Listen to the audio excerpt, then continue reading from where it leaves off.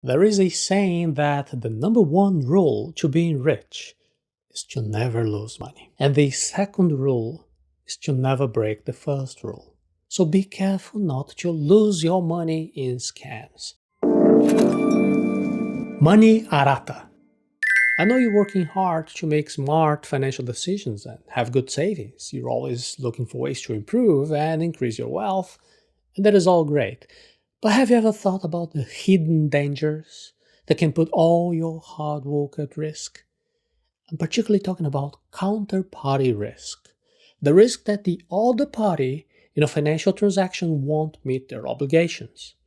That is something that can really put your financial stability and security at risk if you're not careful. But don't worry, I'm here to help you to understand how to protect your money during the transactions with other parties.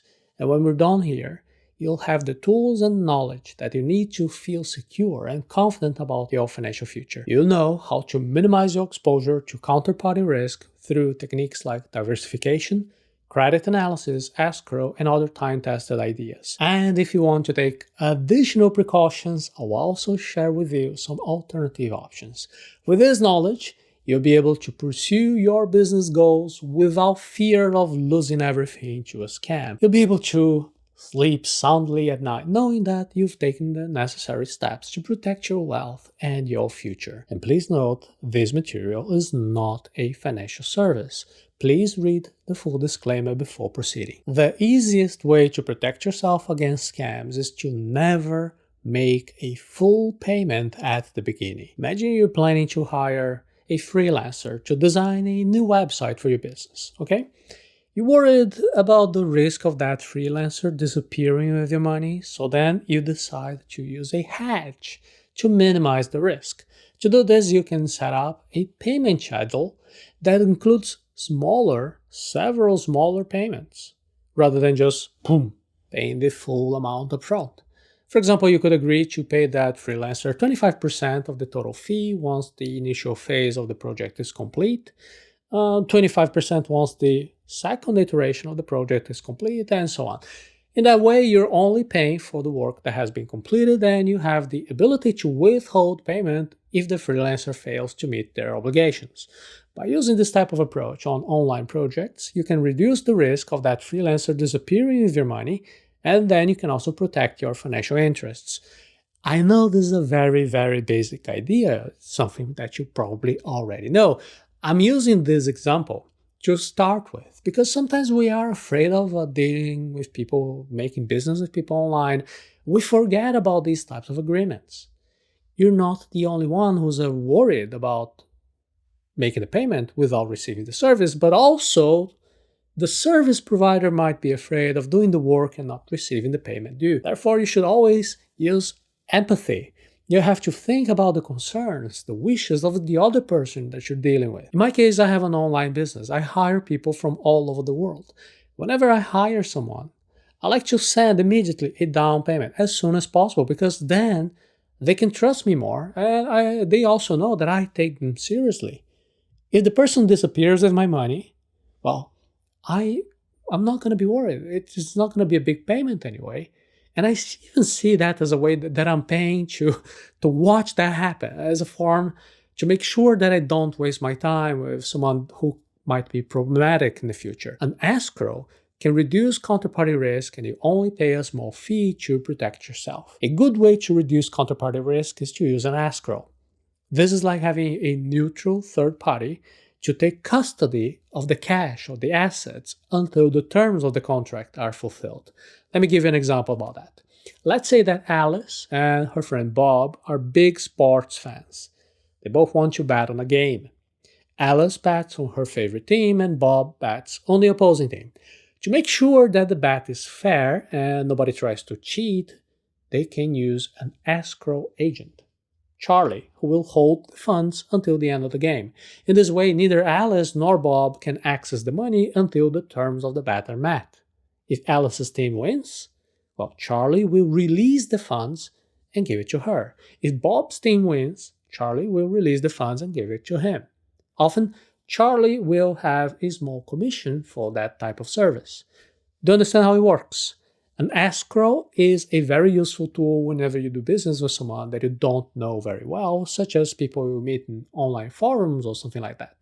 In that way, you can look for escrow agents who have a good reputation and good reviews, and then you can make more sure that your money is in good hands.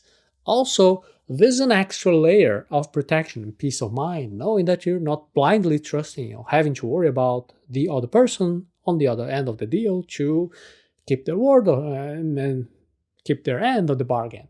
So the next time you're thinking about entering into a financial transaction with someone that you're not super familiar with, you can consider this idea of using an escrow to reduce your counterparty risk. Don't assume that the risk has been eliminated with the escrow agent. You're still exposed to risk. Using a trusted third party can be an effective way of reducing counterparty risk in financial transactions, but it's very important to remember that this is absolutely not a perfect solution.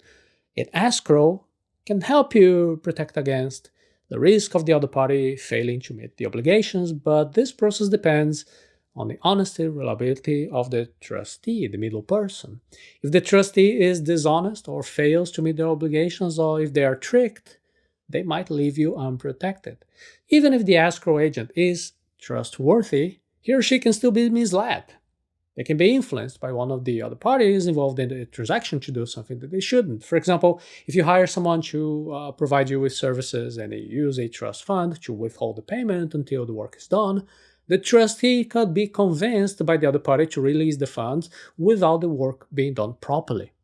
It is very important to choose a reputable, a good trustee, but it is also important to keep in mind that there is still some level of risk whenever you're using a trustee figure.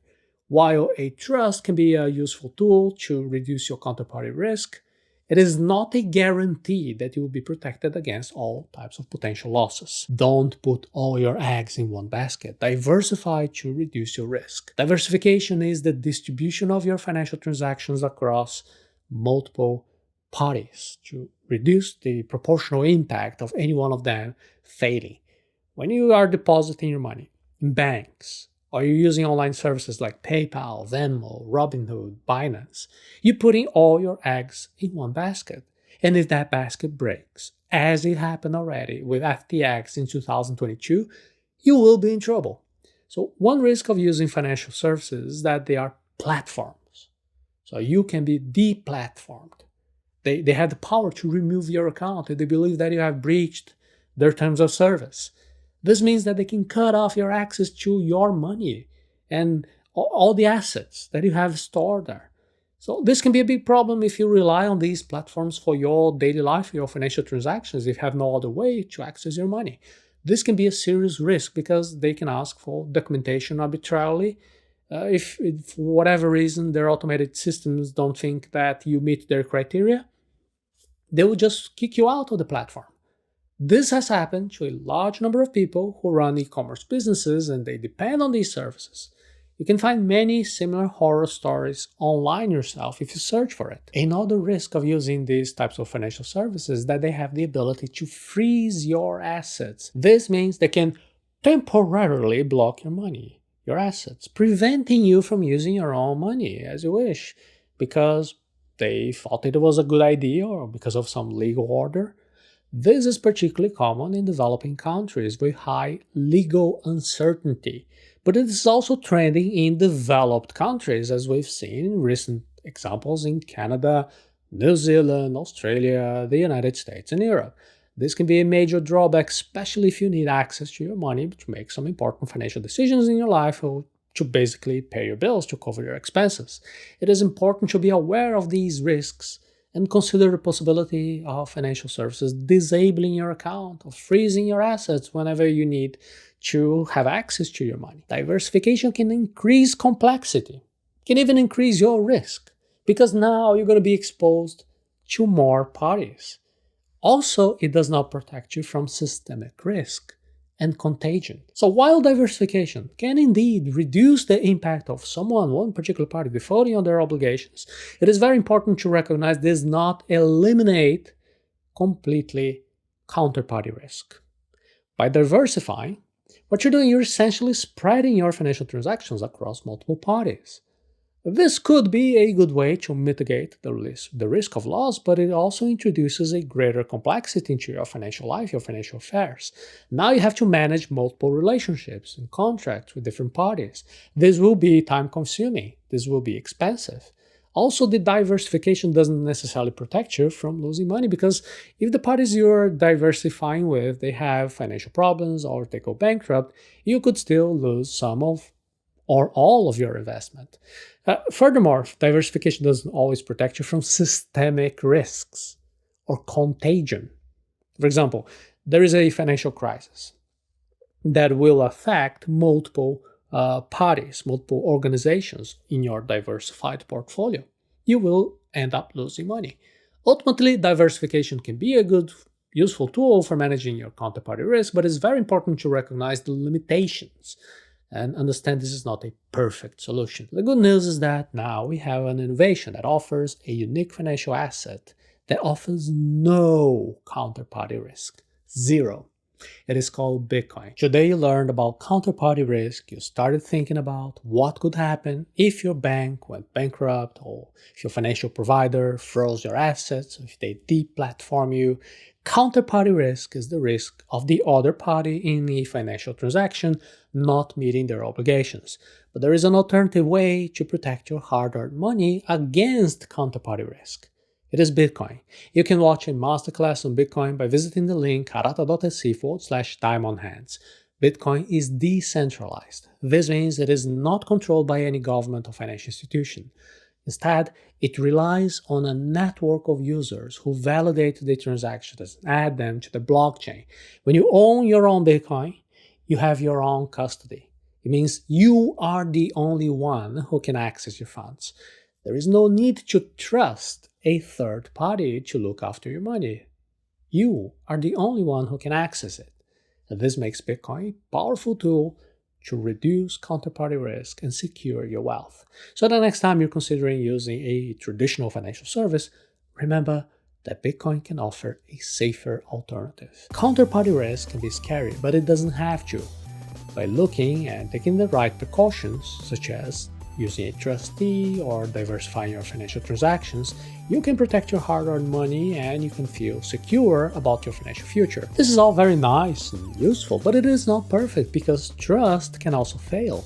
Diversification only potentially reduces your loss. But with Bitcoin, you can have complete control of your funds, eliminating counterparty risk completely. This is why now I want to invite you to attend a masterclass on Bitcoin by visiting the link arata.se/time-on-hands.